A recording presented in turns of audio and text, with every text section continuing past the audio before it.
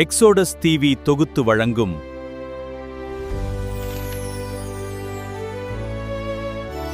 அருளுரை துளிகள்.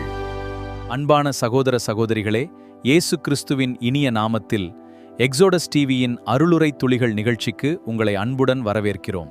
இந்த நிகழ்ச்சி உங்களுக்கு ஆசீர்வாதமாக இருந்தால் எங்கள் சேனலை சப்ஸ்கிரைப் செய்து லைக் மற்றும் ஷேர் செய்து மற்றவர்களும் தேவனுடைய வார்த்தையால் ஆசீர்வாதம் பெற உதவுங்கள். தேவனுடைய பரிசுத்த நாமம் மகிமைப்படுவதாக.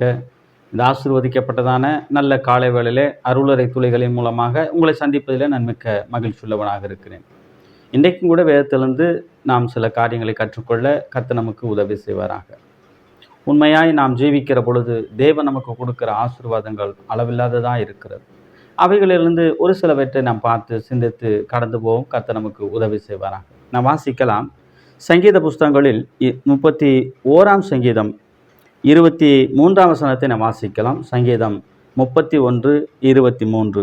கர்த்தருடைய பரிசுத்தவான்களே, நீங்கள் எல்லாரும் அவரில் அன்பு கூறுங்கள். உண்மையுள்ளவனை கர்த்தர் தற்காத்து இடும்பு செய்கிறவனுக்கு பூரணமாய் பதிலளிப்பார். கர்த்தருக்குள்ளாக நாம் வாழுகிறோம்.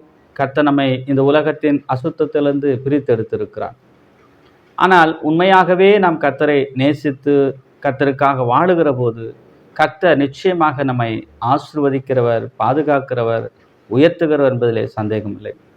இந்த வேத பகுதியை பார்க்கும் பொழுது உண்மையுள்ளவனை கர்த்தர் தற்காத்து இடும்பு செய்கிறவனுக்கு பூரணமாய் பதிலளிப்பார் என்று சொல்லப்பட்டிருக்கிறது.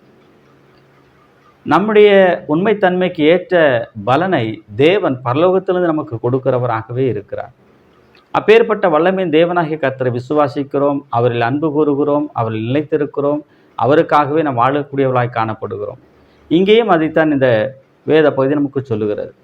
நாம் உண்மையாய் கர்த்தரை நேசிக்கிற பொழுது நமக்கு வரக்கூடிய பொல்லாத ஆபத்துக்களிலிருந்து கர்த்தர் நம்மை தற்காத்து கொள்ளக்கூடியவராய் இருக்கிறார். அவர் நமக்கு கேடகமாய் இருக்கிறார். அவர் நமக்கு பலனாக இருக்கிறார் என்பதிலே சந்தேகமில்லை. அவ்விதமாக நம்மை பாதுகாக்கிறவர் மாத்திரமல்ல, நமக்கு தீமை செய்கிறவர்களுக்கு ஏற்ற பலனையும் பதிலையும் கொடுக்கக்கூடியவராக இருக்கிறார். ஆகவே அந்த தீமை செய்கிறவர்களுக்கு பலனை கொடுத்து நமக்கு ஒரு சமாதானத்தை உண்டாக்குகிற தேவனாக நம்முடைய தேவன் இருக்கிறார். அப்பேற்பட்ட வல்லமையின் தேவனாகிய கர்த்தரை நாம் விசுவாசிக்கிறோம் என்பதிலே நாம் பெருமை கொள்ள வேண்டும்.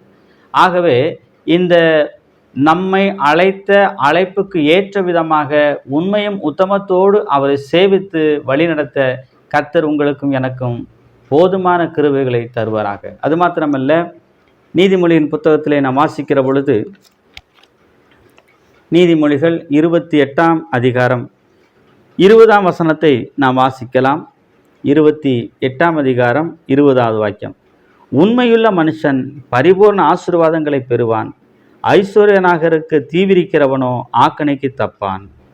உண்மையுள்ள மனுஷன் பரிபூர்ண ஆசீர்வாதங்களை பெறுவான். நாம் உண்மையாக தேவன் கொடுத்த வேலையை சரியாக செய்கிற பொழுது, நாம் உண்மையாக அவரை நேசித்து வாழுகிற பொழுது, இந்த உலகத்தை நேசிக்காதபடிக்கு உண்மையாய் கர்த்தரை நேசிக்கிறவர்களுக்கு, அவருடைய வார்த்தைகளுக்கு செவி கொடுத்து வாழுகிறவர்களுக்கு தேவன் பரிபூர்ணமான ஆசீர்வாதங்களை தருவார் என்பதிலே சந்தேகமில்லை. உதாரணமாக யோசேப்பை குறித்து நாம் பார்க்கிறோம். கர்த்தர் அவனை நேசித்தார், கர்த்தர் அவனோடு கூட இருந்தார்.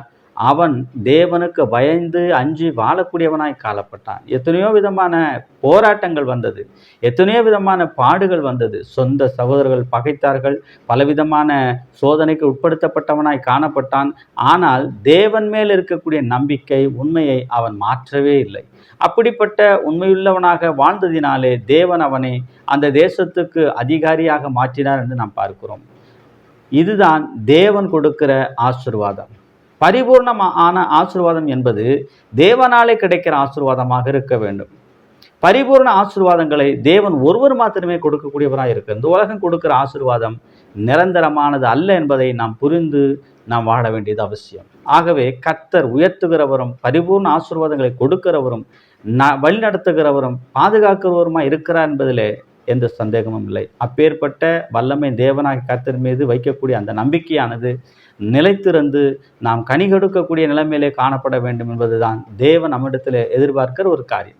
அது மாத்திரமல்ல, மத்தேயு எழுதின சுவிசேஷம் 25ஆம் அதிகாரத்தை நாம் பார்க்கும் பொழுது மத்தேயு 25:23 வசனத்தை நாம் வாசிக்கலாம்.